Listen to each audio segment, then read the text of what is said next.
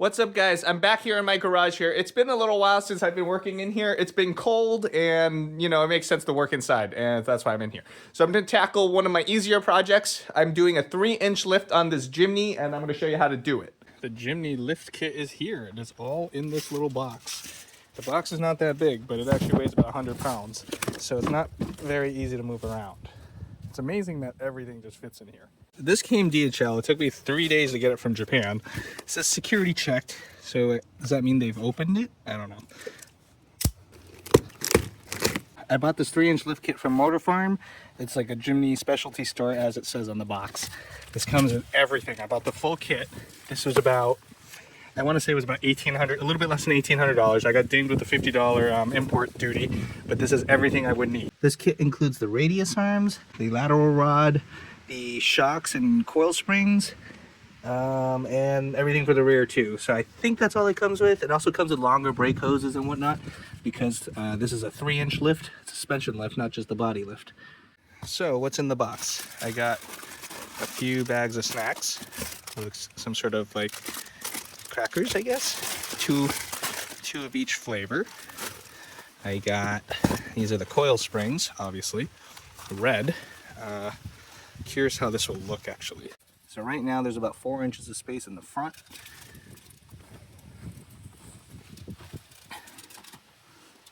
And about 5 inches of space in the rear. So theoretically this is going to go up 3 inches, so I have 8 and 7. 7 up front seems actually pretty significant.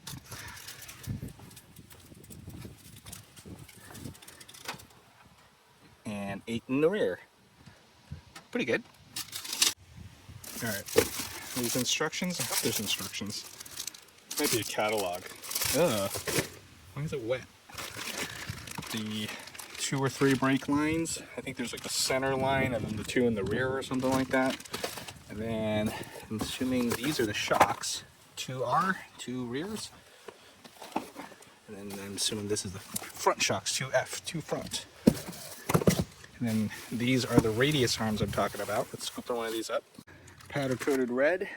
This was the fastest color to get. There's a weight if you choose a different color. So I'm excited to put these on. It's a pretty simple looking kit. We're literally just bolting some things on and bolting them off. We can see, now that I'm getting a closer look at this, I should get some stabilizer bushings here. Those look like they're perished. I'm sure they're the same on the other side. And I'll look into the rear ones if there are any. The bolts holding on the radius arms are 17 mil. There's a nut on the inside and there's a bolt on the outside. These are on really tight. If I take my wheel off, I could probably use my impact. But I'll make do with this. There we go.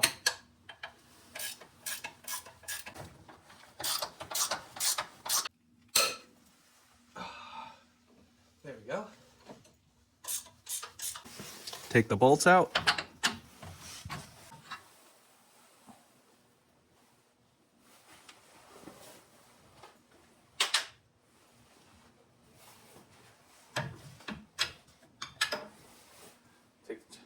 Take the whole arm off. I'm annoyed that the powder coating came out different. I'm assuming they're from different batches. Comparing these two, this is way beefier than this stuff. This is just like cast, I think. Yeah, it looks like it's cast. But lining it up like this, everything should be the same. So let's go put this stuff back. Pretty sure there's no left or right because they are both the same on both sides. I also need to look into these end links here, the stabilizer bar mounts or whatever. Do these need to be extended for 3-inch lifts? I'm not sure. You can really see how bad this one's cracked right here. But yeah, let's go. Been many months since I actually started recording this, and now here we are back in here again. I need to take this shock off so I can actually get this arm back on. The newer radius arm accounts for a 3-inch lift, so the mounting hole is a little bit different than where it's supposed to be. Right, I believe it was this one where it wouldn't line up. So now I'm supporting this axle because the arm is removed, and I need to remove the shock. I'm gonna remove the lower bolt there.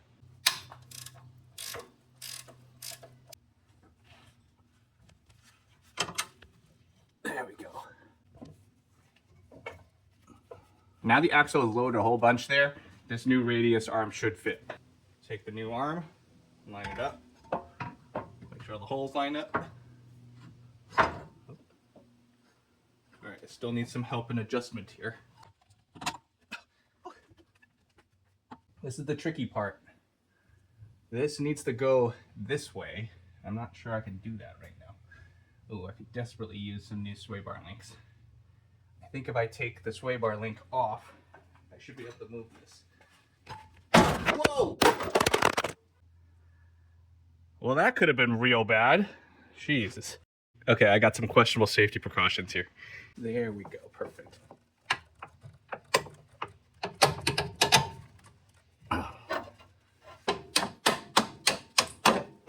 This is a 14mm nut to remove the sway bar right here. Definitely need some new bushings there since they're all torn up and crushed. There we go. I separated it. It's still gonna be in my way. I'm probably gonna have to disconnect both sides. I might as well do that.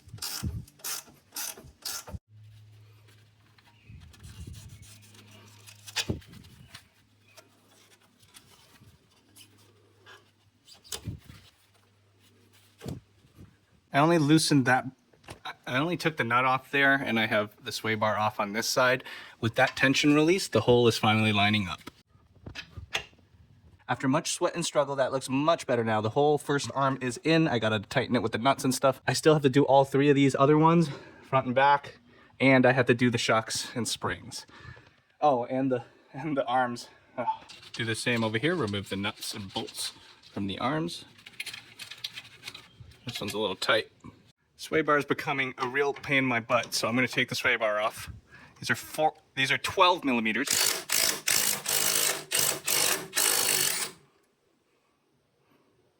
Those look kind of rough.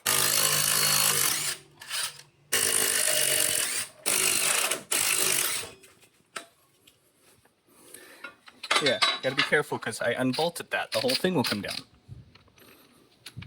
I also put the shock bolt in partially through. That way I have something supporting this side. I'm going to even it out on the other side now. The bolts just might be a little seized in there, stuck inside that bushing. Now that the bolt's hammered out a little bit, I've been using a wrench like this to kind of help pull them out.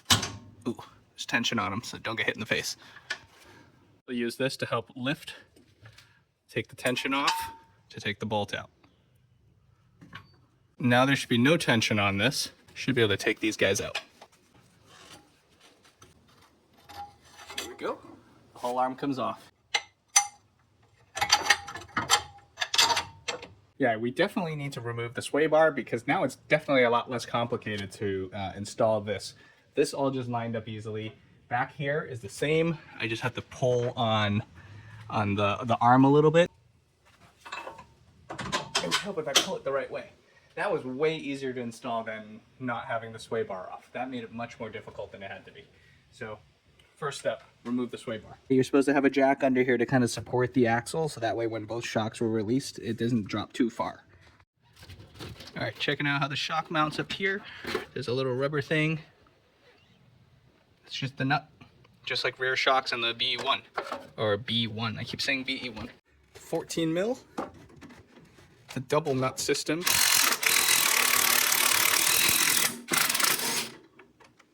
I think the whole thing is spinning.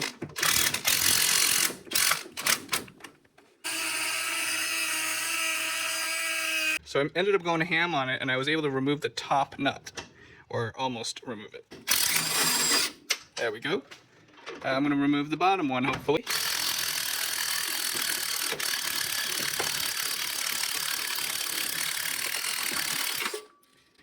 All right, it's working. So obviously you wouldn't be doing this unless you had new ones. I clearly will not be reusing these old ones, and that's how I am okay with destroying them. There we go. Do the same right here. I should probably remove the air box, but I'm gonna try it first. Using a wrench to hold the bottom nut helped me break the top one loose. Cool. Now I can try to break the bottom one loose. Ow.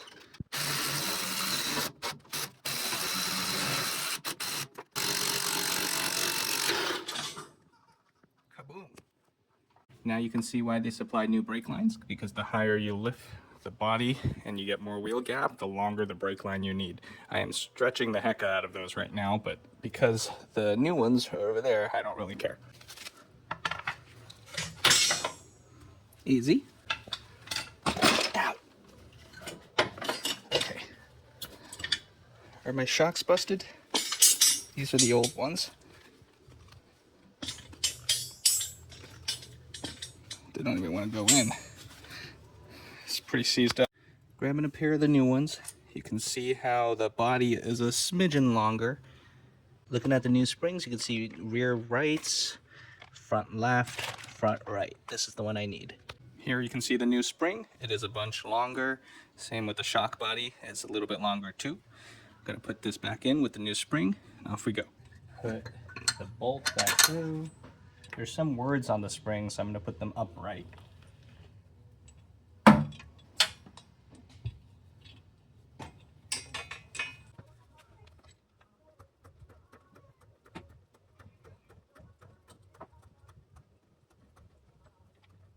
On the top, you take the washer with the collar on it.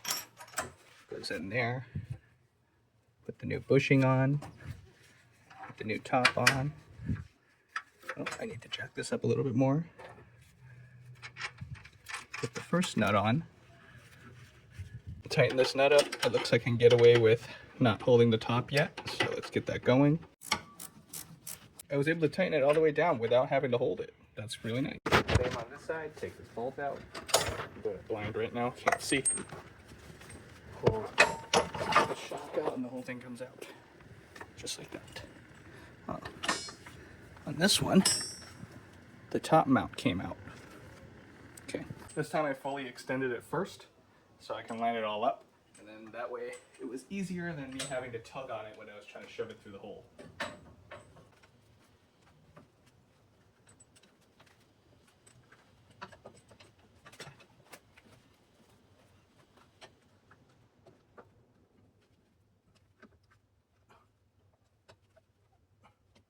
I've never actually serviced my mini split that's been installed in my garage here. This probably went up in 2017, so it's about 8 years. And a couple times I had this pouring water down the side in the front, and I kind of patched it and made it work, and I kind of just left it alone, thought nothing of it. And finally it doesn't work anymore because, well, it still works, but the problem is it's going to be a waterfall here every time. So I'm actually taking the filters out for the first time. Ooh. So at least let's clean that out. I'm pretty sure the drip pan in here is clogged, and I have no idea how to do this. It's a Mr. Cool unit. I'm gonna have to try to figure it out. The filters were easy to take out. I took those both easily. My fins are not dirty. That's a huge mosquito. All right, so I removed the screw that's behind here. You just kind of pick this up, you find the screw. Same with this one. I turned on the unit because I was like, ooh, there's AC blowing in my face. That's nice. I popped that cover off. I don't think I needed to do that. Coming to the top here, you're able to work these clips just in the back there. See how the whole thing comes out? I think I got the whole front face of this guy off. Just make sure the entire unit is actually mounted properly to the wall before you do that. I have this thing at a slope, and I need to kind of lift up on this to get that out. And then right here, you're gonna stick a screwdriver in each one of these holes to kind of pry this face off too. Theoretically, this should let me access the drain pan, or at least see it. I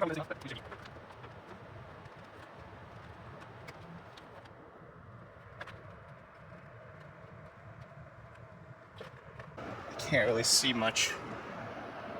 I think there's a hole in here and that somewhere. And I believe it's probably in the back.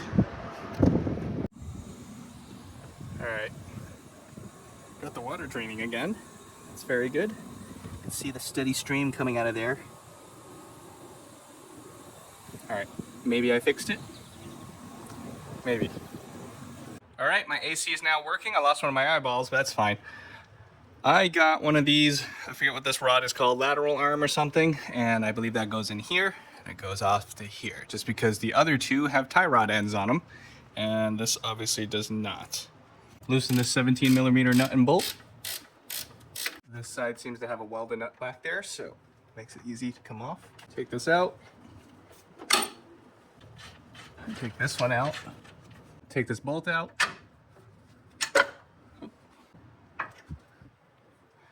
There we go.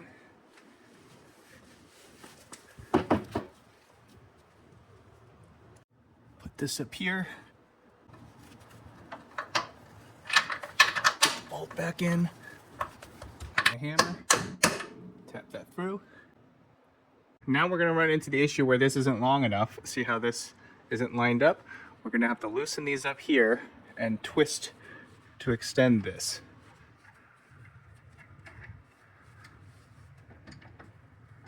I don't know how far I'm actually allowed to do that. Obviously I have to keep twisting it until it actually lines up. It's about maybe a third the way there. Bolt back through, tighten it.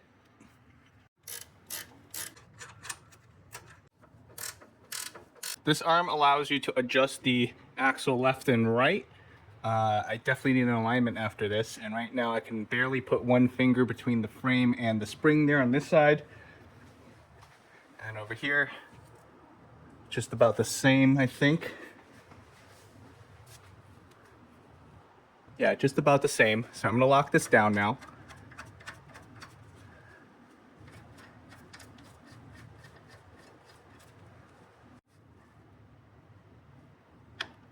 And hold the camera, but you need to hold this and crank both sides down. Now it's stiff and it doesn't wibble wobble. Moving on to the rear side here. I think this is a 17 mil. Yep.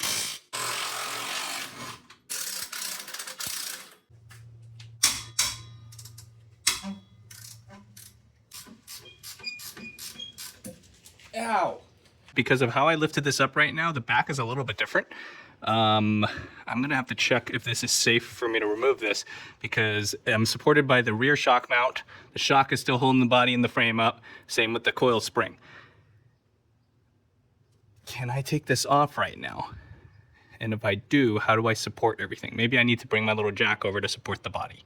Okay, I added this as a little support to hold this. I'm gonna see, I can just easily take this bolt out, no problem. And then, can I do the same here? Nope, there's tension on that one. What about this one? Okay, can't take this one out either. I seem to be able to pull this one out actually. There we go. Yes. Also get the inner one out, I think. It's gonna hit the shock. Oh, wonderful.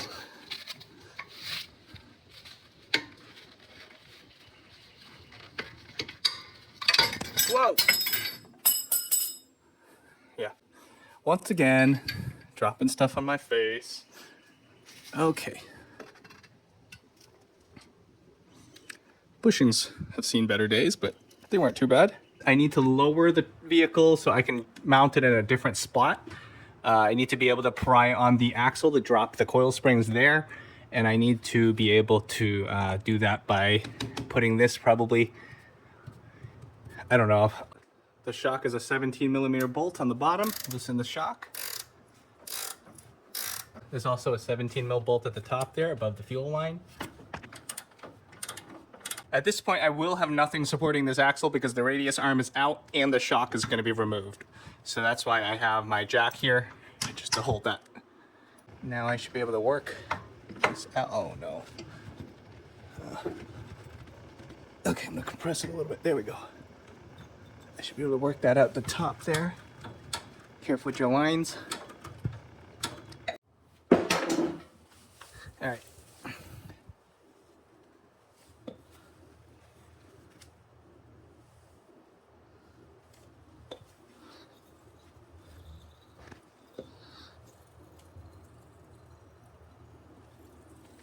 I think these were replaced before.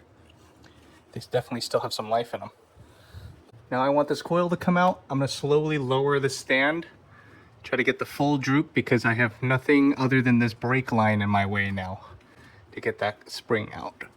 I'm not going to care about stretching the brake line or anything because I have new ones. See how the coil's loose now? I'm hiding because I don't want to be under the car.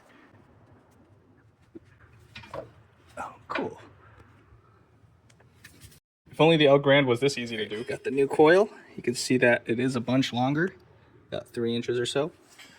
That's probably what it's supposed to be. You take the new coil, put it back. Ooh, I'm gonna need to lower this a lot more. Pull the brake line clip out. Oh, that's not what I expected. Okay, whatever, that'll do. Lower this more. Making little creaking noises, I'm scared.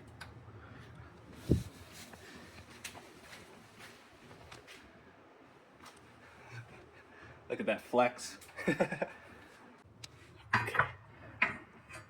There we go. It's right there in the seat. I'm gonna rotate it so it's right there where it's supposed to be. Time to lift this guy back up. It's a really big spring. Still checking that this is sitting properly as I jack this up.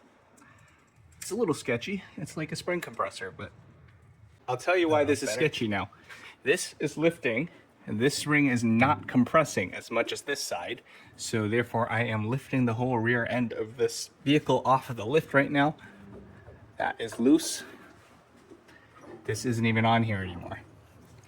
So you gotta be very careful doing this stuff. I'm taking my chance here. So I've chosen to put a stand there because that prevents the rear from pivoting up and rolling this whole thing down forward.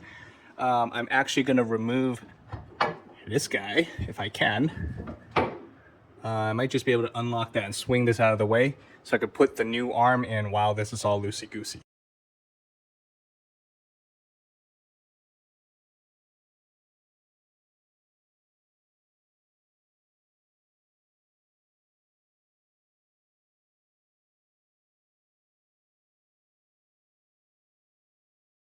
I had a little issue with the upper shock mount here. The rubber wouldn't go back on properly. So I put some WD-40 on it so it would slide over that shaft properly, and now it actually goes in. I'm gonna tighten this guy down some, and then I'm gonna extend the shock so I can get it back into this hole right there. Bring this back up so you can slide it over the shock. I pried this open a little bit because it was stuck and it didn't want to let that new shock and bushing through.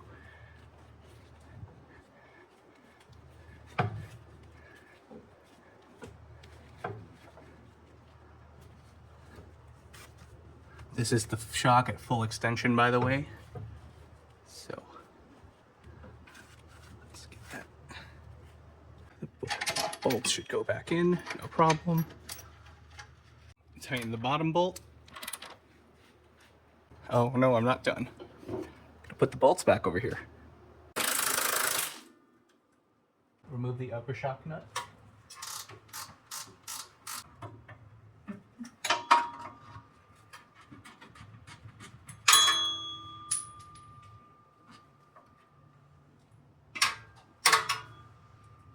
Get this other one out.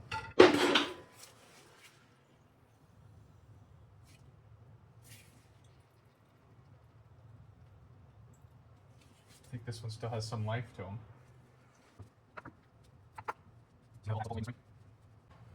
Ooh. Ooh, that's spooky. Okay.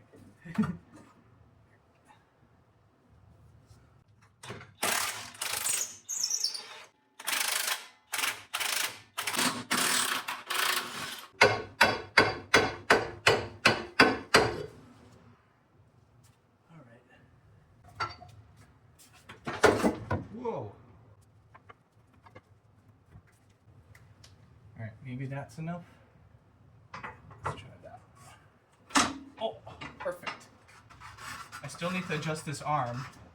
So I'm going to jack it up with this spring so it can resist the axle and lift up that arm on that side. Time to do some sketchy stuff. Again.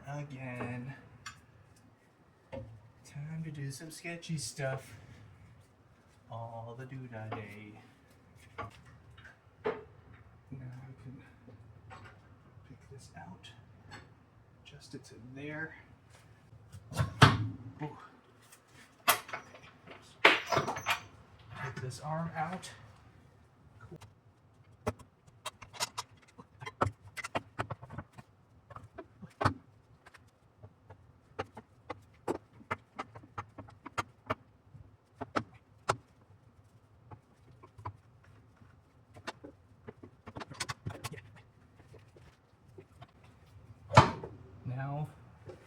this side was so much easier to do. Guess I learned from the other side real well. Look at that. Screw these back in. WD-40 a little bit. Wiggle this guy back on.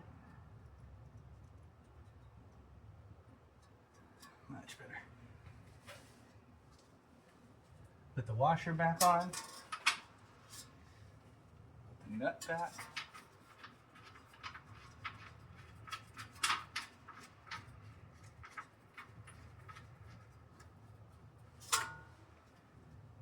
Pull the shock down. Put that back. The camera died, but I tightened the shock on the top and the bottom. Loosened this bolt right here to remove this lateral arm next, just like the other one. This side, the passenger side, has a welded nut.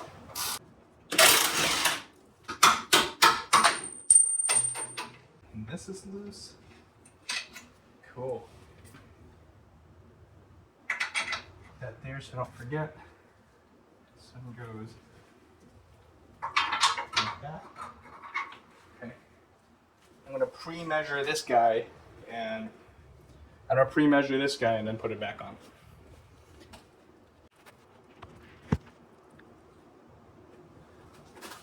This time,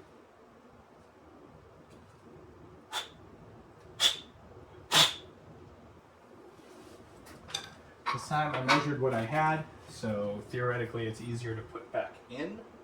I'm gonna put it so it's this way. Seems legit. There we go.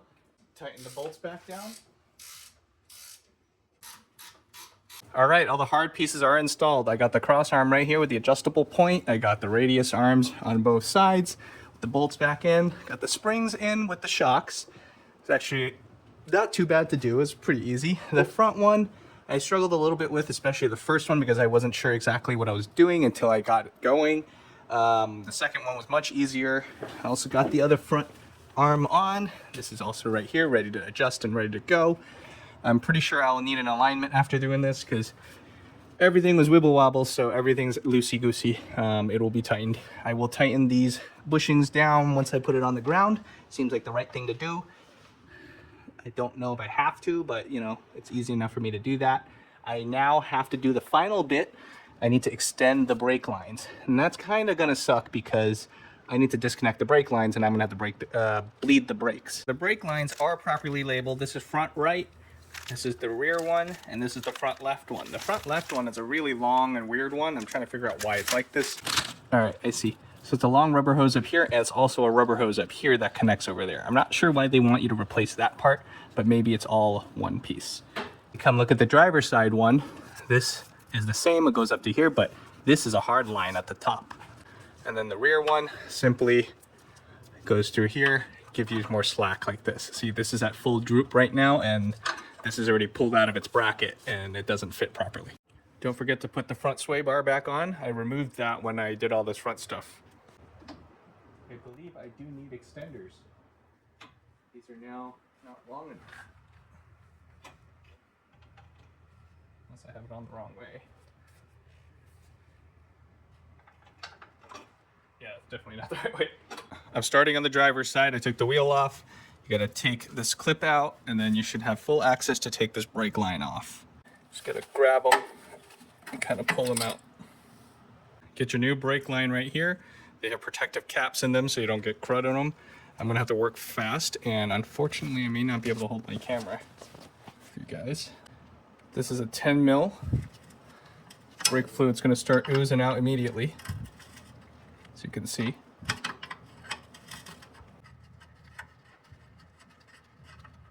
Okay, separated.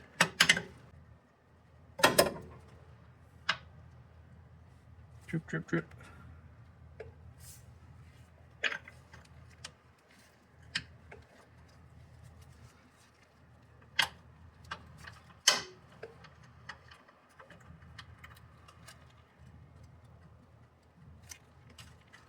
Screw that back in so it's tight.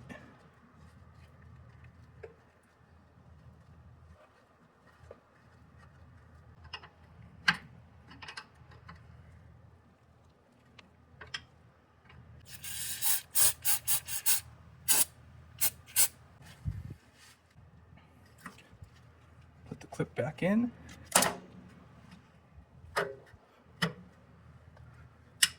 Do the same for right there. It's gonna drip once again.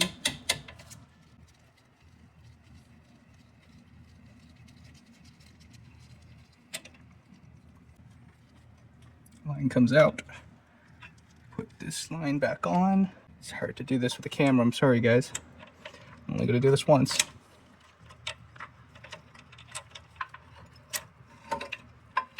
I got it all over me.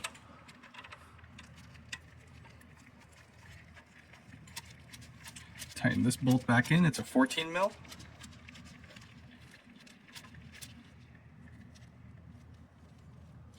There you go. On the passenger side, I ended up clamping the brake line much closer to the joint. I took it out. I used the bag to try to catch most of the fluid. I still lost some, but it's not as bad as the other side. I haven't taken off the supply side yet, so that's probably going to be the bad part. I need to do it, like I swapped positions with the hose already. I put the clip back in, but I need to do it kind of from above and over here. I don't know. I'm going to figure this out. That one was a nightmare to do. It was hard to align the screw back in to get the fitting to fit on the other side of this. I managed to do it anyways. It was quite a struggle. I ended up taking the air filter cap off. It's probably easier if you take the whole entire air box out, just that way you get more room. But I was able to do it anyways. I didn't end up videoing it, but this was the brake line that you had to take off and retighten. This one wasn't so bad. That front one was horrible, but it was pretty straightforward here. Everything just went right back in. Time to bleed the brakes. I got myself this new bleeder thing. Basically, you run air hose through it, pull the trigger, air runs through, and it creates a vacuum in the bottom, thus making vacuum in this hose. Starting in the rear here, you're gonna see that this drum brake has two lines. One feeds in from the main brake line right here where I took it off, and then it goes all the way over here. And then it comes all the way around to this side, giving you one bleeding nipple right here behind this rubber. There we go. You're gonna need an 8mm wrench there. I'm gonna pop this over the nipple, crack this open. You can see brake fluid coming through already. So,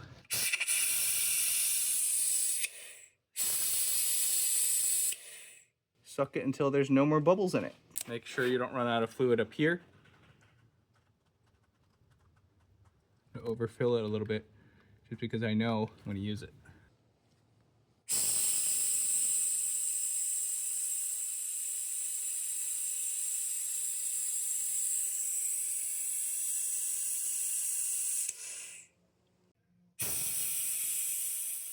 I don't see any more bubbles. I only took that much. Close it back up before you take it off. The fronts are a little bit different. Get a 10mm wrench.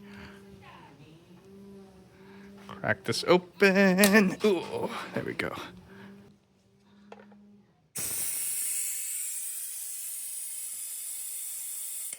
Oh, there we go. The line was just empty. Suck the bubbles out. Finish up on this side, then bleed the driver's side, and then you are all set. Same 10mm wrench, same bleeding procedure. Here is my Suzuki Jimny out in the light of day again for the first time after doing a 9-month stint in my garage jail. It's come out to meet some new friends that it's never seen before, and it never got to meet some of the friends that has come and gone before this was even finished. Being locked away for 9 months is a very long time. You can see the wheel well gaps are much higher now. This is looking really good. It actually looks pretty cool with these smaller wheels on it. Right there, the belt line is really high. There is so much room for larger wheels now. I wonder how big I want to go. I'm not exactly sure yet. I need to measure both of these wheel wells again just to kind of compare with the first part of the video. All right, coming in here, I think I did something like this. About 7 inches to the top of the wheel in the center of the arch. Let's go to the rear. It's about 8 inches. Looks pretty good. Stepping in is definitely a big step now. Like, this is the top of my knee folds, and it's not even at the upper lip. So you gotta step up you go. I mean, it's pretty natural for me because I'm tall, but I mean, I'm not that tall. I'm about average height. But if you're shorter than me, yeah, it might be a little bit of a struggle. My kid will definitely have problems trying to edge his way in now. Just kind of doing sketchy stuff. My alignment is definitely all messed up now. Let's go this way. Let's see what the ride is like. Oh, right. It doesn't steer like that anymore. All right, see how it rides over here.